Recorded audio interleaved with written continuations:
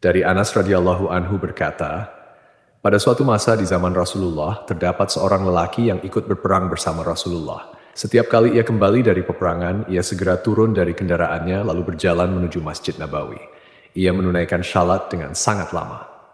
Kami, para sahabat, terpesona melihat syalatnya. Kami merasa syalatnya seakan-akan melebihi syalat kami semua. Dalam riwayat lain disebutkan, kami merasa takjub terhadap ibadahnya dan kesungguhannya dalam beribadah. Maka kami menceritakan perihal lelaki itu kepada Rasulullah, bahkan kami sebutkan namanya. Namun Rasulullah tidak mengenalnya. Kami pun menyebutkan ciri-ciri dan sifat-sifatnya, tetapi Rasulullah tetap tidak mengetahuinya. Hingga pada suatu saat ketika kami sedang menceritakan tentang dirinya, lelaki itu tiba-tiba muncul. Maka kami berkata, wahai Rasulullah, inilah orangnya. Rasulullah bersabda dengan tenang namun tegas, sesungguhnya kalian telah menceritakan kepadaku seseorang yang pada wajahnya terdapat tanduk setan. Lelaki itu datang dan berdiri di hadapan para sahabat tanpa mengucapkan salam.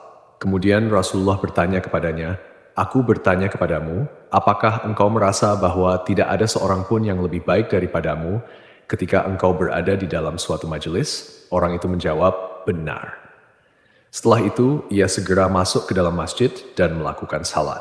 Dalam riwayat lain disebutkan, ia salat di tepi masjid.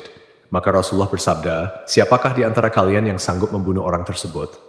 Abu Bakar pun segera berdiri dan menuju orang itu. Namun tidak lama kemudian, ia kembali. Rasulullah bertanya, apakah engkau telah membunuhnya? Abu Bakar menjawab dengan lirih, aku tidak mampu membunuhnya karena ia sedang bersujud. Rasulullah kembali bertanya, siapakah yang akan membunuhnya?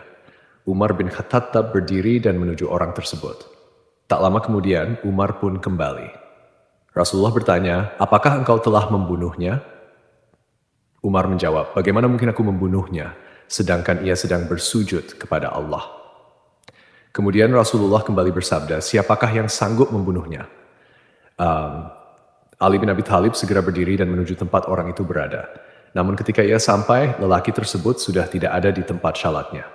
Ali pun kembali menemui Rasulullah. Rasulullah bertanya, apakah engkau telah membunuhnya? Ali menjawab, aku tidak menjumpainya di tempat syalat, dan aku tidak mengetahui kemana ia pergi. Maka Rasulullah SAW bersabda, sesungguhnya orang ini adalah tanduk pertama yang keluar dari umatku. Seandainya ia terbunuh, niscaya umatku tidak akan berpecah. Sesungguhnya Bani Israel terpecah menjadi 71 golongan, dan umat ini akan terpecah menjadi 72 golongan. Semuanya berada di dalam neraka, kecuali satu golongan. Para sahabat pun bertanya, wahai Nabi Allah, golongan yang satu itu